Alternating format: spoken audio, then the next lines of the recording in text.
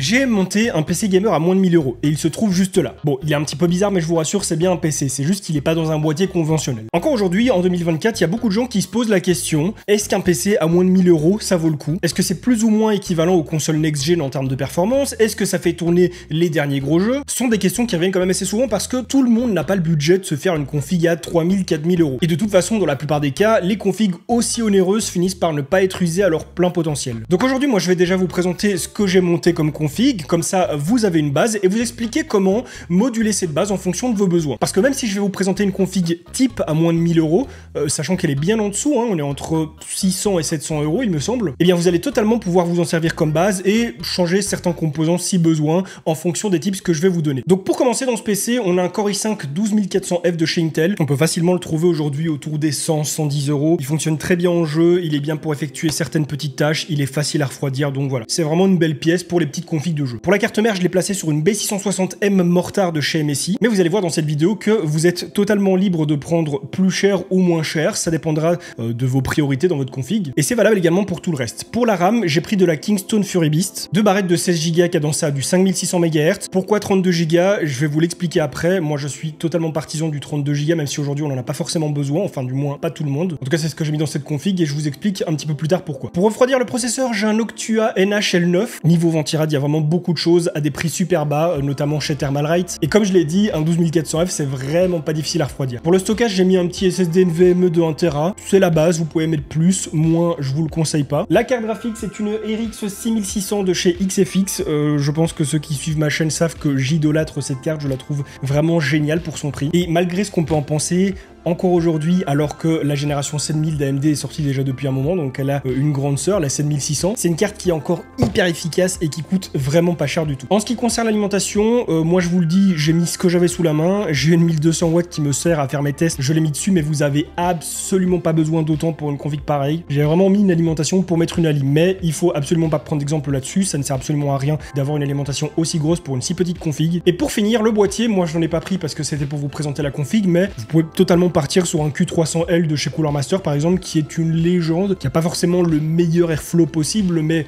pour une config comme celle-ci, il n'y a pas besoin non plus d'un airflow de bâtard parce que ça chauffe pas des masses. C'est vraiment un boîtier qui est super bien pour son prix. Il y en a plein d'autres, je vous donnerai plein d'autres références et je vous mettrai des liens en description. Et il y a aussi quelque chose qu'il ne faut pas oublier, quelque chose d'assez important si vous voulez avoir toutes les fonctionnalités de Windows, c'est la clé d'activation. Et oui, Windows n'est pas activé de base. Et c'est pour ça que je me permets d'interrompre cette vidéo pour vous présenter le sponsor de ma chaîne qui est VIP YourCDKey. YourCDKey, c'est un site sur lequel on va pouvoir acheter des clés. Des clés de jeu, des clés software et surtout, ce qui nous intéresse le plus dans cette vidéo, des clés Windows. Elles sont beaucoup moins chères que celles qu'on va retrouver sur le site de Microsoft ou chez les intégrateurs PC. Et rassurez-vous, ce n'est pas illégal, ce sont des vraies clés, c'est totalement legit. Il n'y a pas de crack, il n'y a pas de vol, il n'y a rien de tout ça. Et déjà qu'elles sont pas très chères, mais en plus de ça, si vous rentrez mon code promo DDVIP, vous aurez une réduction de 25%. Donc vous allez voir, c'est très facile, hein, il y a plein de moyens de paiement qui sont disponibles. Une fois que vous avez payé votre clé, vous vous rendez directement sur le site dans votre User Center. Vous n'allez pas les recevoir par mail. À partir de là, vous allez trouver votre clé, vous allez pouvoir la rentrer dans Windows pour l'activer. Et une fois que c'est fait, vous aurez débloqué absolument toutes les features de Windows. Si vous avez le moindre souci, comme par exemple un paiement qui ne passe pas, ou alors une clé qui ne fonctionne pas, il faut pas paniquer, vous ne vous allez pas faire arnaquer. Vous allez tout simplement sur le site, dans le petit chat qui se trouve en bas à droite, et vous leur exposez votre problème clairement. Et là, soit ils vous remplaceront votre clé très rapidement, soit ils vous rembourseront. Bref, un tout grand merci à YourCDKey qui sponsorise ma chaîne depuis si longtemps, et sur ce, on retourne au sujet principal. Alors, avant de vous donner tous les conseils et variantes qu'on peut avoir sur une config à moins de 1000 €, je vais quand même vous montrer tout ce que cette config a dans le ventre, parce que c'est bien de vous dire que voilà, elle a ci, elle a ça, mais si vous n'avez pas de résultat, je peux comprendre que vous soyez pas trop satisfait ou d'accord. Bref, sans plus traîner, je vous montre ce que cette machine a dans le ventre.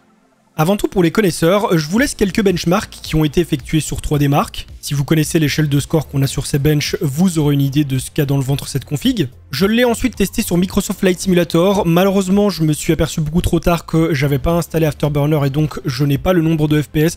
Mais en tout cas, c'est assez impressionnant de voir que je peux jouer à ce jeu tranquillement sur une aussi petite config, avec tous les graphismes au maximum sans ray tracing. J'ai ensuite effectué un benchmark sur Cyberpunk qui répondait plutôt bien au niveau des scores et vous pouvez le voir à l'écran que c'est bel et bien avec cette config que je l'ai effectué. Mais étant donné qu'un benchmark c'est pas significatif à 100% de tout ce que le jeu peut offrir, je suis allé jouer directement et on peut voir que bon pour le coup c'est plutôt cohérent. Encore une fois, graphisme en ultra, sans ray tracing et avec le FSR 2.0 activé. Sur Starfield, en très élevé et avec le FSR activé, on peut constater qu'il s'en sort un petit peu moins bien. On n'est plus autour des 70 FPS comme dans Cyberpunk, ici on va plutôt être à 40, 50 voire 60 FPS selon les zones. Un jeu très récent, mais qui est pas non plus hyper gourmand. Tekken 8, tout au maximum, et on atteint les 60 FPS du jeu. The Witcher 3, avec la refonte graphique qui a été faite il y a quelques mois, tout au maximum, pareil, il tourne super bien, le ray tracing n'a encore une fois pas été activé, on n'est pas sur une carte qui est disposée à le faire tourner correctement. Icarus, un jeu plutôt gourmand, qui la tourne parfaitement bien en ultra, bien qu'on soit qu'en 1080p, je m'attendais absolument pas à avoir un taux de FPS aussi élevé pour ce jeu. Et alors Elden Ring avec le dernier DLC, qui lui est bridé à 60 FPS, mais il tourne parfaitement bien également. Comme je vous le disais plus tôt, ici on est sur une config type, c'est-à-dire que je vous ai donné une base, mais on va pouvoir en faire plus ou moins ce qu'on veut en fonction de nos besoins. Admettons qu'on veuille pouvoir jouer avec un peu plus de FPS ou alors à une résolution supérieure. Là, on va changer la carte graphique et donc on va devoir changer la lime aussi. Si point de vue gaming, la config nous convient, mais qu'on aimerait bien pouvoir faire par exemple un petit peu de stream, un petit peu de montage, alors là, on va plutôt se tourner vers un autre processeur. Bref, on va partir sur la config qu'on a fait ici, enfin du moins quelque chose qui ressemble, parce que j'ai acheté ces composants il y a longtemps et il y en a certains qui ne se trouvent plus ou alors qui sont devenus un peu plus chers. Mais donc on va aller sur PC Part Picker et je vais vous montrer un petit peu ce qu'il est possible de faire. Donc là, vous pouvez voir que voilà, la carte mère c'est pas exactement la même, mais elle fonctionne toutes les deux pareil. La carte graphique, voilà, au lieu de mettre la XFX, j'ai mis la Eagle parce qu'en ce moment la XFX est un petit peu plus cher. Le boîtier, je vous parlais du Q300L, il est monté en prix. Bref, il y a des choses qui changent avec le temps, donc forcément, ce genre de config peut très vite paraître un petit peu obsolète en termes de prix, mais vous allez voir qu'il y a toujours des équivalents. Actuellement, si on parle de composants bruts sans montage, sans livraison, elle nous coûte 750 €. Ici, on a 6 € de frais avec PC Part Picker, mais tout ça dépendra de si vous l'achetez là ou si vous passez directement par Amazon. En admettant que cette config vous plaise, mais que vous vouliez quelque chose d'un petit peu en dessous en termes de prix, que vous voulez l'optimiser de quelques euros pour, par exemple, vous acheter un jeu en achetant le PC. Eh bien, la chose ici qui peut être inutile aux yeux de certains, c'est les 32 Go de RAM. On peut totalement mettre 16 Go. Moi, je vous avoue qu'aujourd'hui, j'ai tendance à mettre 32 Go sur pratiquement tous les PC que je fais, en fonction du budget. C'est sûr que si c'est un PC à 400-500 € tout minuscule, on va pas mettre 32 Go de RAM. Mais j'estime qu'au vu de certains jeux qui ont pu sortir mal optimisés et qui nous ont demandé du 20 Go de RAM pour fonctionner, on n'est pas à l'abri que d'ici 2 ans, 3 ans, 4 ans, 16 Go ce soit plus la norme pour faire tourner les gros jeux. Souvenez-vous, quelques années en arrière, on mettait 8 Go partout, on est passé sur du 16, faudra bien qu'un jour on passe sur 32. Surtout au vu du prix de la RAM maintenant, en DDR5, c'est plus aussi cher qu'avant. Je vous rappelle que si cette vidéo vous plaît, vous pouvez la liker et la commenter, ça me soutient beaucoup, ça m'aide au référencement. Et puis évidemment, si ce genre de vidéo vous plaît, sachez que sur ma chaîne, j'en sors plein, plusieurs par mois. Donc n'hésitez pas à vous abonner, ça aussi ça me soutient beaucoup et ça nous permet de rester en contact. Comme ça, dès que je sors une petite vidéo, hop, vous recevez la notification. Mais donc par exemple, ici, si je veux faire le move, gagner un petit peu d'argent, voilà, j'enlève mes 32 Go de RAM et je vais prendre 16 Go en prenant quelque chose de correct. Voilà, ici on a la Kingston Fury Beast, 16 Go. On va pas prendre celle à 5200 parce que juste en dessous on a celle-ci qui a 2 € de plus en 5600. Et là j'ai économisé 30 balles sur ma config et je pourrais totalement par la suite rajouter 16 Go de RAM si j'en ai envie, puisque là on a qu'une seule barrette. Et étant donné que sur notre carte mère on a 2 slots de RAM, on pourra totalement en rajouter une. La seule chose c'est que vous voyez qu'on est passé de 90 à 60 €. Ça veut dire que si vous achetez une deuxième barrette par la suite, vous devrez la repayer 60 € en fonction du moment où vous l'achetez, donc ça vous coûtera un petit peu plus cher que si vous aviez directement acheté la paire. Après, je vous rassure, pour les gros jeux actuels, 16 Go c'est encore totalement suffisant. Comme je l'ai dit, moi la raison pour laquelle je prends toujours du 32, c'est une question de tranquillité, de prévoyance, de budget aussi parce que je peux me le permettre, mais c'est sûr que pour quelqu'un qui veut économiser un petit peu, c'est mieux de prendre 16. Tout à l'heure, je vous parlais d'alternatives pour refroidir le processeur. Le Noctua que j'ai mis là, c'est donc celui que j'ai sur cette config, mais c'est pas forcément celui que je conseille pour une config. Dans le pas cher du tout et qualitatif, on a Thermalright qui font des merveilles. Regardez ici, on commence plutôt bas en prix, alors que ce sont quand même de belles petites machines déjà. On a déjà à 35 € le Peerless Assassins qui est une vraie petite machine pour ce prix-là. Juste en dessous, on a sa version RGB pour les Jean-Michel LED et elle coûte pas beaucoup plus cher. Donc voilà, on va se faire plaisir, on va prendre celle-ci pour 1 € de plus, même pas. Vraiment, Thermalright, je vous les recommande de fou si vous voulez refroidir au ventirad plutôt qu'au water cooling. Après, en ce qui me concerne, j'ai toujours testé sur du petit processeur ou du moyen, donc je sais pas vous dire si ce sera suffisant pour du haut de gamme. Là, peut-être qu'il faudra aller voir chez Noctua, chez Be Quiet. Mais en tout cas, quand vous êtes dans de l'entrée au milieu de gamme, c'est parfait et c'est pas cher du tout. Bref, revenons à nos optimisations, à nos upgrades. Avec ce qu'on a fait, la config est retombée à 700 €. J'ai donc deux gros choix. Soit changer le processeur si je veux pouvoir rentrer un peu plus dans le multitâche et pouvoir faire du stream par exemple. Ou alors, étant donné qu'on parle ici de PC gamer, changer la carte graphique, prendre quelque chose de plus large puisqu'on a quand même 300 € de budget avant d'arriver à 1000 €. Et surtout qu'en fonction de la carte graphique qu'on va prendre, surtout si on va chez Nvidia,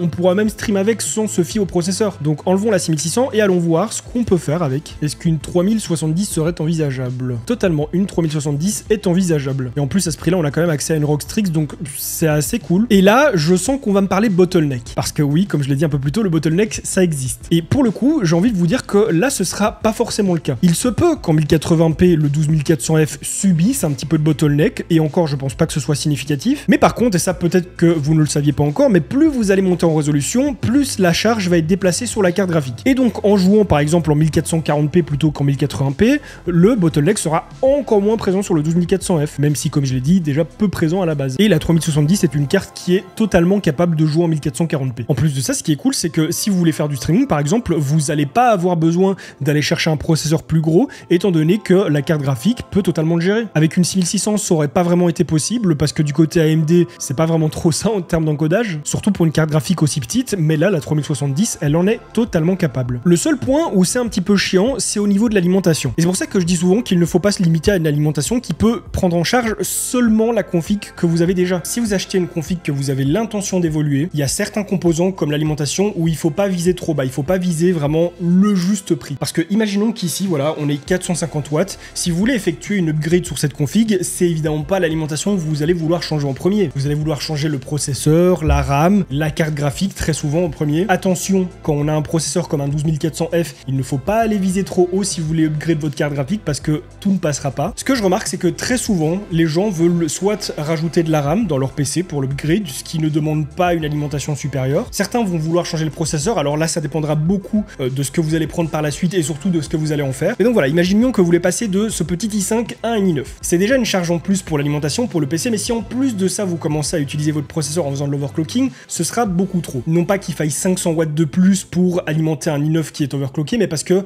vous auriez pris une 450 watts qui est pile poil ce que vous avez besoin pour votre config. Ou alors qui sera peut-être 40 ou 50 watts au-dessus. Mais dans tous les cas, là, ça va commencer à devenir compliqué et ça risque de devoir vous faire changer la lime. Mais l'upgrade qui est la plus fréquente pour les gens qui ont un PC de jeu, c'est la carte graphique. Et imaginons que vous vouliez upgrade votre 6600, vous n'allez évidemment pas prendre une 7600 ou une 6700, vous allez quand même viser plus haut puisque le but d'une upgrade c'est de gagner quand même un certain nombre de FPS. Si vous passez de ceci à la gamme juste un cran au-dessus, vous n'allez pas gagner 50 FPS. Je pense que quand on upgrade une carte graphique comme celle-ci, on va viser quelque chose comme 7800 si vous voulez rester chez AMD, 4070 Super ou 4080 si vous voulez aller chez Nvidia, voilà, il faut une upgrade conséquente. Et à partir de là, votre alimentation de 450 watts, elle ne sert plus à rien, parce que ce sont des cartes graphiques qui demandent beaucoup plus d'énergie pour fonctionner. Donc, gros conseil, lorsque vous prenez une config, qu'elle soit petite ou grande, même si bon, grosse config rime avec grosse alim, mais quand vous prenez une petite config, n'hésitez pas à viser quand même plus large sur l'alimentation. Sauf si vraiment vous vous dites, je vais garder mon PC pendant 5 ou 6 ans, et quand je vais le changer, je vais absolument tout changer, je ne vais pas juste upgrade des pièces. Là, on est sur un cas de figure où vous pouvez prendre l'alimentation la plus basse possible pour votre config, qui soit adaptée et qui n'accueillera pas une carte graphique plus grosse. Mais si vous vous dites qu'un jour, cette petite config, vous allez la mettre à jour et changer des composants, eh bien, je vous conseille quand même de viser un peu plus haut, d'aller directement vers du 650 voire 750 watts. Sauf si évidemment votre intention future c'est de passer directement sur une énorme 4090 qui ne sert à rien pour le jeu. Bon bah là c'est parti, on peut claquer un petit 1000 watts. Bref, c'était une parenthèse sur la lime, je sais que je l'ai fait souvent sur ma chaîne mais je trouve que c'est important. La 3070 consomme entre 200 et 250 watts et elle peut même tirer plus loin si vous faites de l'overclocking, si vous décidez de lui mettre un petit peu plus de performance dans la tronche. Et l'i5 12400F, lui sur papier, il tire environ 117 watts. Donc 250 et 117, ça fait pas 550, ça reste large, mais il faut prendre en compte quand même le fait que vous avez d'autres composants qui vont un petit peu tirer, on va dire que l'ensemble des composants, si vous commencez à rajouter par exemple, je sais pas, des ventilos RGB ici et ça, on peut compter environ 100 watts en plus. On n'arrive toujours pas à 550, mais c'est pas forcément bien d'être toujours aussi étroit. Donc là, bêtement, qu'est-ce que je vais faire? Je vais enlever la 550 watts et je vais passer sur une 650. Doc, on t'a pas demandé ton avis. Il est pas d'accord, il a dit prends une 1000 watts, au moins tu seras safe. Donc là, je prends la petite A650BN de chez MSI, excellente alimentation pour son prix. Et vous pouvez voir qu'on est toujours en dessous des 1000 €. Là, on y est plus proche que jamais, mais voilà. Et là, par exemple, avec cette config, on se retrouve sur quelque chose qui est plutôt équivalent à une console next-gen, style PS5, Xbox Series X. Je pense qu'on peut même tirer un peu plus en résolution et monter en 4K si on veut. Évidemment, on n'aura pas 100 FPS sur les jeux, mais aujourd'hui, plus que jamais, avec les technologies d'upscaling, que ce soit le FSR, que ce soit le DLSS pour Nvidia, on peut monter à des résolutions plus hautes sans pour autant avoir avoir une config de malade. Et sur console, c'est exactement pareil. Il y a certains jeux qui vont utiliser de la 4K native parce qu'ils sont pas très gourmands, et il y en a d'autres qui vont devoir passer par l'upscaling parce que sinon la console n'est pas capable de gérer ça. Et ce sont des technologies sur lesquelles il faut pas cracher parce que plus ça avance, plus c'est clean, moins on voit la différence. Bon, sur PS5, je vais pas vous cacher que, étant joueur de cette console, je vois souvent quand il y a de l'upscaling. Mais en 2-3 ans, vu comment ça a évolué sur PC, je doute pas que sur console ça va aussi évoluer de fou. Et je doute pas qu'un jour l'upscaling, que ce soit sur console ou sur PC, sera tellement poussé qu'on verra même plus la différence. Que ce sera limite la norme en fait, que les résolutions natives n'existeront plus parce que l'upscaling fera le taf et que c'est ce qui nous permettra de pouvoir jouer à des résolutions de plus en plus hautes avec des configs de moins en moins puissantes et qui chaufferont moins. Mais bref, comme vous le voyez, on a beaucoup de possibilités pour se faire des configs en dessous de 1000 €. Il y a juste plusieurs erreurs à ne pas faire. La première, ne pas se laisser influencer par le fait que les derniers processeurs les plus grands, les plus énormes sont les meilleurs pour jouer au jeu. Si vous tapez dans une config ultra haut de gamme, alors là oui, peut-être que ce sera intéressant de prendre un i9, un Ryzen 9, ou alors si c'est que pour du jeu, un 7800X 3D. Enfin, je dis que pour du jeu, non, vous pouvez totalement faire du stream, du multitâche avec, mais c'est actuellement le meilleur pour le jeu. Mais je veux dire que si vous prenez une petite config, le processeur n'aura pas de grosse incidence sur votre jeu. En imaginant qu'on prenne la même config que j'ai pris là au niveau de la carte graphique, je suis sûr que si on met un 12400F et un i9 l'un à côté de l'autre, ils vont performer pareil à peut-être 5 ou 10 FPS près. Bon, avec le refroidissement qui va avec pour l'i9 par contre. Deuxième point, le refroidissement pour le processeur, on ne prend pas un water cooling pour une config à ce prix-là. Un water cooling, c'est très joli, ça rend voilà, le PC un petit peu plus épuré parce qu'on n'a pas un gros bloc comme ça sur la carte mère. Bon, c'est très esthétique, mais c'est pas forcément toujours plus efficace, surtout pour des si petits processeurs. Donc on prend un ventirad, surtout avec un processeur si petit, il y en a plein et de très bonne qualité. Pour la RAM, on évite d'en prendre pas assez ou trop. Pas assez, qu'est-ce que ça veut dire? Ça veut dire que 8 Go aujourd'hui, c'est plus la norme pour les gros jeux. Donc on se place minimum à 16. Si on veut être un petit peu prévoyant comme moi, ou peut-être parano, je ne sais pas trop, on se dirige plutôt vers du 32, en sachant qu'aujourd'hui, à l'heure actuelle, sur les jeux, ça va pas être utile forcément. Et quand ça arrive, et c'est assez occasionnel, je vais prendre par exemple Hogwarts Legacy, quand il est sorti, il annonçait qu'il fallait un peu plus de 20 Go de RAM pour le faire tourner correctement. Donc vous voyez, même si c'est des petits événements ponctuels, ça arrive. Donc 16 Go actuellement, c'est ce qu'il faut, c'est la norme. 32, c'est pas nécessaire, mais vous pouvez. Mais 64, n'y allez pas, ça ne sert absolument à rien. 64 Go de RAM pour le jeu, ça ne sert à rien. Et pour tout vous dire, je pense même pas qu'on y arrivera un jour. Pour le stockage, un SSD de 1 Tera, ne vous emmerdez plus à prendre un petit SSD et un gros HDD. Vraiment, en parlant que d'un PC de jeu qui va vous servir certes à d'autres choses, mais qui n'est pas un PC qui est fait pour le travail, vous n'allez pas stocker des terras de rush vidéo et de photos, et bien là je vous conseille un SSD NVMe de 1 Tera. D'ailleurs, comme pour les autres composants, je vous mets quelques refs en description. Des composants qui fonctionnent bien, qui ne sont pas chers, et je le précise, ce sont des liens affiliés à Amazon. Pour la carte graphique, ça dépendra de ce que vous voulez en faire, ça dépendra si vous voulez vous contenter de jouer en 1080p, si vous voulez jouer à 60 FPS ou si vous avez besoin de plus. Les jeux à 60 FPS aujourd'hui c'est encore très très bien, surtout les gros AAA, il n'y a pas énormément de AAA qui tournent à 144 FPS. En 1080p sur les très grosses configs, oui, mais souvent quand on a une très grosse config, on va jouer en 4K et là on tire pas 144 FPS. Ou du moins, c'est très très rare sur les gros AAA actuels. Je parle pas de AAA qui sont sortis il y a des années comme GTA V, je parle vraiment des jeux de maintenant. Et en fonction de ça, vous prenez la carte graphique qui vous conviendra le mieux. Pour jouer en 1080p, ce sera soit une RX 6600, soit une RTX 3060 Ti. Vous voulez monter en 1440p, 6700X ou alors 7700X ou alors 4070. Une 4070 et 7700 XT, c'est assez équivalent en termes de prix, donc ce sera en fonction de ce que vous voulez en faire. Comme je l'ai dit, si vous voulez pouvoir lancer un petit stream grâce à votre carte graphique, c'est plutôt chez Nvidia qu'il faut aller. Le boîtier, il faut pas négliger ça, mine de rien. L'airflow de votre PC va en dépendre. Faudra pas s'en soucier autant qu'avec une grosse config, mais allez pas prendre un boîtier qui n'a aucun ventilo et qui est totalement cloisonné parce que là, ça va vite devenir un four. Par exemple, le Q300L, comme je vous l'ai dit, c'est pas celui avec le meilleur airflow. Même si on a quand même du mesh à l'avant avec 2 ventilos, un ventilo à l'arrière, c'est loin d'être un four aussi. Évidemment, ça va aussi dépendre du format que vous allez prendre parce que moi, j'ai pris du micro ATX. Pourquoi?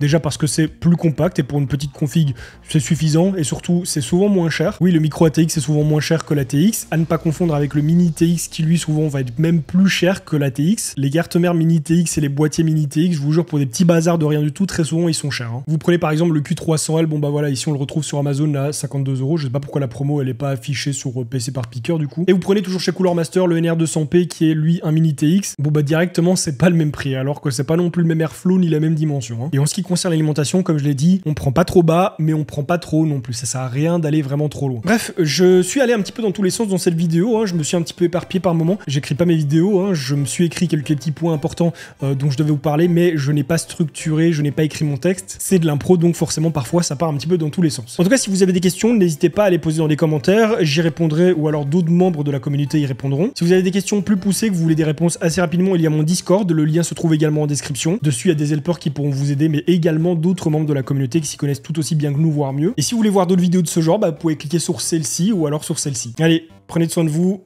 Bye les gens.